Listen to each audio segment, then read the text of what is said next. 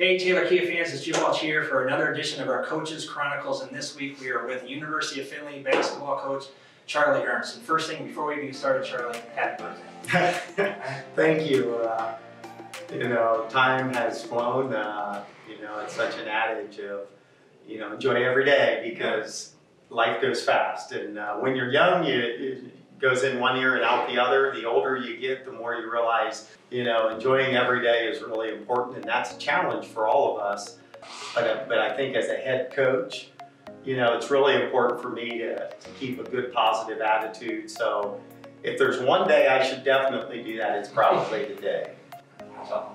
So your 10th season, you started your 10th season this year, correct? I think that's right. You guys are off to another 6-1 start, off to a really good start again. You're ranked again, which you guys are every year. It's been that way for quite a few years. How are things going right now with you and the team? Well, going well until this past game. Although, we started to see some cracks in our game a little bit. We were starting to be exposed in certain areas. But we were winning games, and sometimes it's hard to get your team's attention when you're winning games despite some flaws, and sometimes it takes a loss. You're never happy about a loss. I think the easy thing to do is to blame the players, but I feel like, I've always been pretty good at knowing when to blame myself and when to adjust the players, and I think it's usually after a loss like we just suffered, a big loss. It's a combination of both, so we got to get back to work and fix those things. You're now in your 30th year in basketball at the University of Findlay, 20 years under Coach Nikian. And everybody has, a lot of people you'll talk to, they work for a great boss at one time or another, but you got to work under a legend that won 806 games. Well, I think I learned so many things from Ron. Off the court, most of them in the type of person he is, the way he handles people.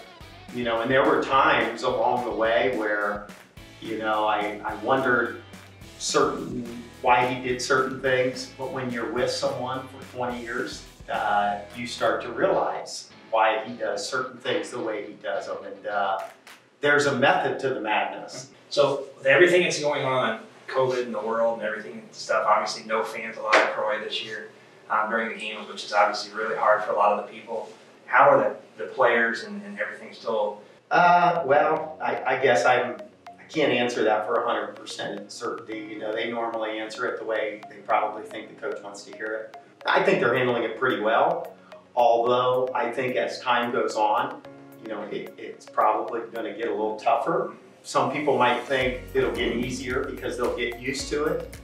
But I just think that the grind of the pandemic, the way it's changed their lives, the way it's, I wouldn't say destroyed their hope, but rocked their hope as kids, as teenagers, as young men and young women. It's a struggle. It's a struggle for a lot of us to kind of find hope in when life might return to normal.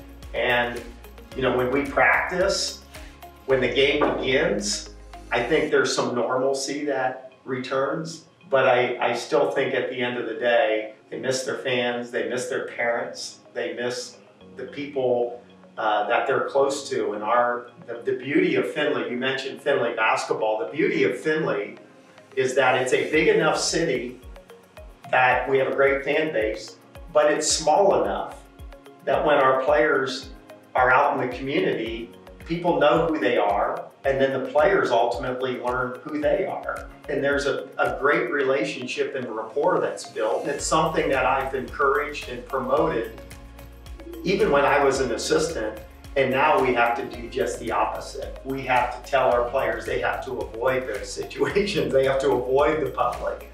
And I think it's starting to wear on some of the players, but I can't say that I know for sure. It's something I have to monitor closely. It's part of my job.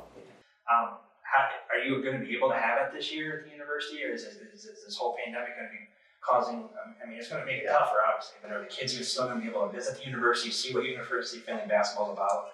Well, yeah, we had to cancel last year. That was a big blow to our program, a big blow to the school, a big blow to really the community, because we actually have 4 sessions of our team camp.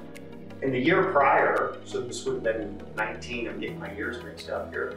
2019, we had 278 schools. That's basically 3,000 kids, coaches, parents, administrators, whatever, that come and spend the night in Findlay, and more importantly, high school coaches, because a program may not have a recruit this year, but 4 years from now they may. And I think developing those relationships makes them feel that this would be a good place for our good player. And so yeah, we have our fingers crossed that this year, by the time June rolls around, I probably feel the same way you do. I think we're both very hopeful that things will have returned enough to normal that we'll have most of this pandemic in the rearview mirror. And not only can we get our camp back that's valuable to our program, but it's one more step to getting life back to normal for kids and people in general. I think everybody's hoping that that's the avenue that we're going to continue to push with the vaccine and everything. I mean, even here at work, I mean, just the traffic flow, the people coming in on a regular basis for service and everything, it takes a hit. And everybody would like to go back to what's normal. Yeah, I bet. For us and every asset. So overall, I mean, from it, what is it that the community of the city of Findlay that we can let them know now, us here at Taylor Kia and everybody, how can we help you guys with your season, with everything ongoing? How can we help you guys move forward? How can the community help you move forward? Anybody who sees this video, what can they do? How can they step up and help you guys out?